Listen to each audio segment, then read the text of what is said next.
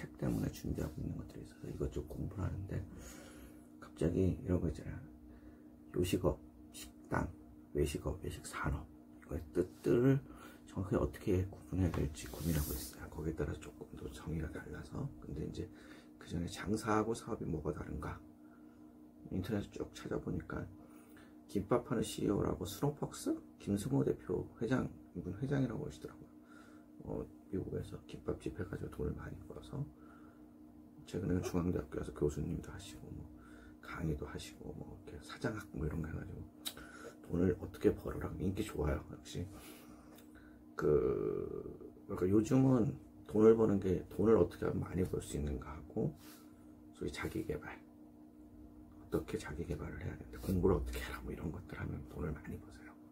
근데 뭐 저는 그렇게 뭐 돈을 어떻게 하면 벌 수 있다, 그럼 내가 벌지, 그런 사람이 아니니까. 그런데 이제 본질적인 걸 좀 공부를 해야 된다고 생각을 해요. 그 본질적인 공부를 해야 되는 이유 중에 하나가, 코로나 이후에 지금 코로나 때문에 뭐 65%가 빠졌는데 70% 장사가 안 된 얘기하는데,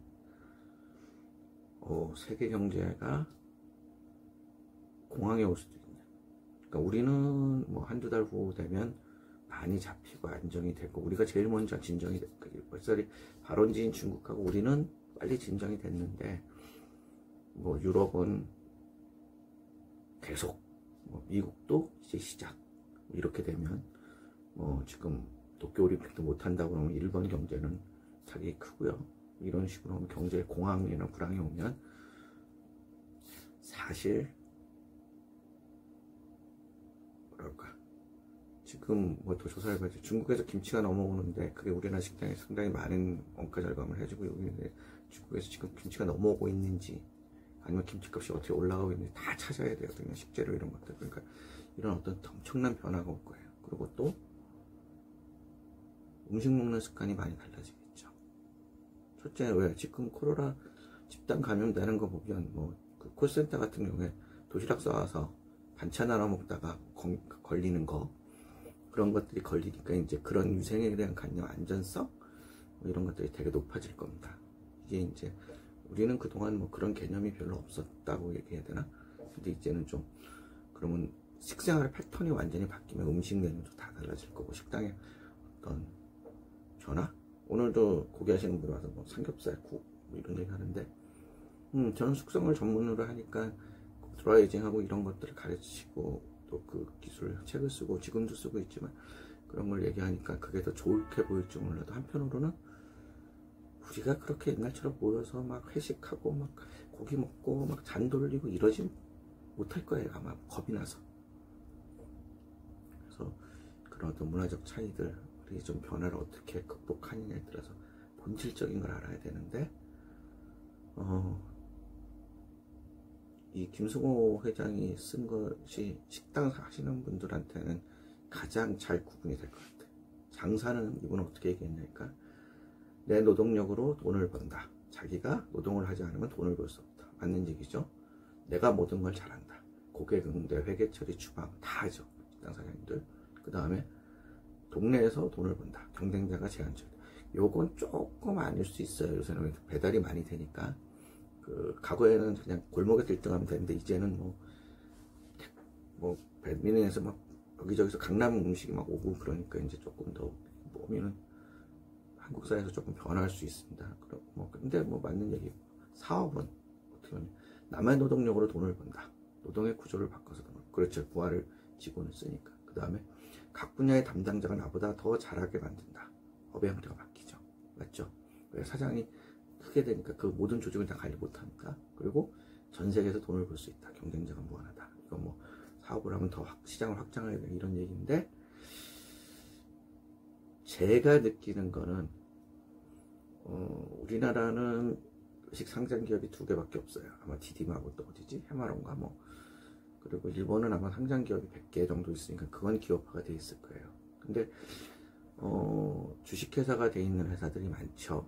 근데 이제 그 사장님들을 만나볼 기회가 있으면 그분들은 대부분 자수성가하신 분, 그러니까 맨손으로 시작을 해서 만드셨던 분들 보면 엄청난 프라이드와 엄청난 자신감과 엄청난 노하우가 있어요. 그게 뭐 지난주에 일요일날 금요일날 토요일날 이태원 클래스를 보니까 그 얘기를 하더라고. 장가의 장회장이 그 오수아 윤호관 치고 뭐 너는 윤호관인데 왜 나를 못 돌았냐, 넌 노예근성이 있어서 나한테 잡혀있는 거야. 맞는 얘기예요. 지금 사장님들은 그런 식의 사고나 그런 식의 관리를 해요. 그러다 보니까 사업이 될 수가 없지. 왜? 자기가 보는 것까지만 관리가 되니까. 이걸 믿고 맡기고 조직으로 움직여야 되는데 그게 안 되니까. 근데 그거는 꼭 뭐 식당 사장만 그런 게 아닌 것 같아요. 자수성가 모든 사람들은 내가 뭐 너무 더 팬티 한 장으로 시작했는데 우리 아버지 표현인데, 또 아니면 뭐 우리 아버지가 자수성가 했다는 아니고 자수성가 하신 분이죠. 먹고 사시니까. 그 다음에 뭐 숟가락 달랑 하나 들고 라는 얘기들 많이 하시잖아요. 그러신 분들은 그 힘들게 자기가 하나하나 만들어 왔기 때문에 그 자신이 가장 많이 아세요, 사실은. 그러면서 많이 부정해요. 근데 미래는 그분들이 하시는 건 많이 다르거든. 그러다 보니까 많이 못 가시고 지금 다 보시면 어느 정도 선에서 물러나시고 상장 못하고 기업화가 안 되고 이런 것 같아요. 그래서 기업하시고 싶다면 그 부분을 조금 더 생각하셔야 될 거예요. 그리고 이 코로나 이후의 시장의 변화를 혼자서 못 헤쳐나갑니다. 그리고 더 연습을 하셔야 되고 더 고민하셔야 돼요. 특히 사장 노동자가 많이 생길 거예요. 그러니까 저는 이제 일을 부부가 같이 하거나 내가 직접 많은 일을 해야 되는 쪽으로 그런 외식의 형태가 한쪽에선 발달하고, 작은 쪽이 하나는 또 이제 대자본이 들어오고 기업화되고. 지금 돈이 많으신 분들은 찬스죠. 왜? 이제 매물이 막 나올 거니까. 그리고 권리금이 없는 좋은 자리가 권리금 없이 나오니까 그런 거를 내가 차지해서 하면 되니까. 그래서 점점 비대한 회사들도 생길 거고, 이 기회에 상장 기업이 될 수 있는 회사들도 생기지만, 또 한편으로 많은 사람들이 규모가 작아질 거예요. 왜? 지금도 월세 감당 못하고, 근데 뭐 먹고 살고 아는 게 식당밖에 없으니까 다시 식당을 하려고 그러면 줄여서 해야 되잖아요. 그럴 때 뭐 최저임금도 올라가고 뭐 그러니까. 그래서 그런 어떤 모든 것들을 생각할 때는 지금은 업의 정리를 다시 해야 될 분들이 있습니다. 그래서 내가 사업가인가, 내가 장사꾼인가.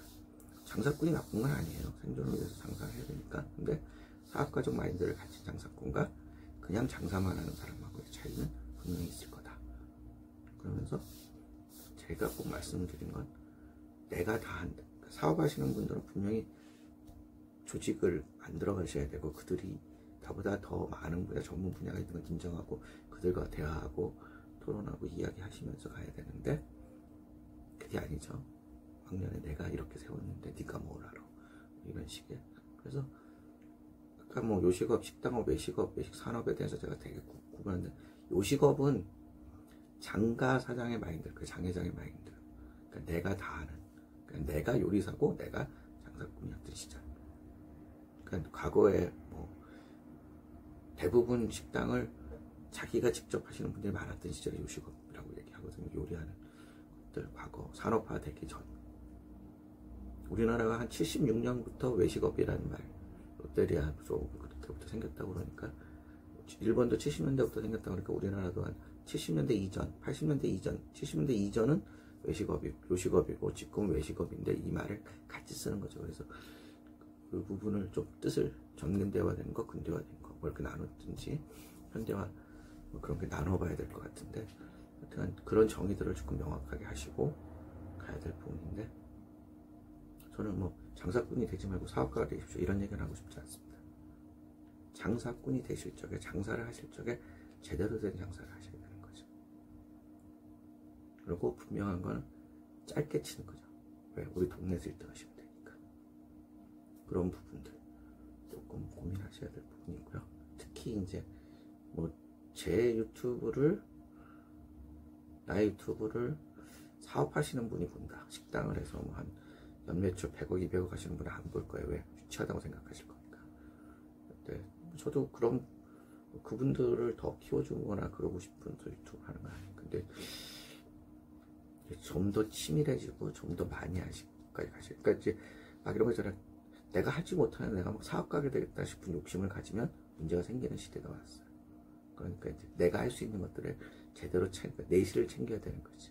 그러니까 가능하면 내가 가서 일을 하고, 그리고 우리 직원들의 노동 생산성을 어떻게 올려야 되느냐.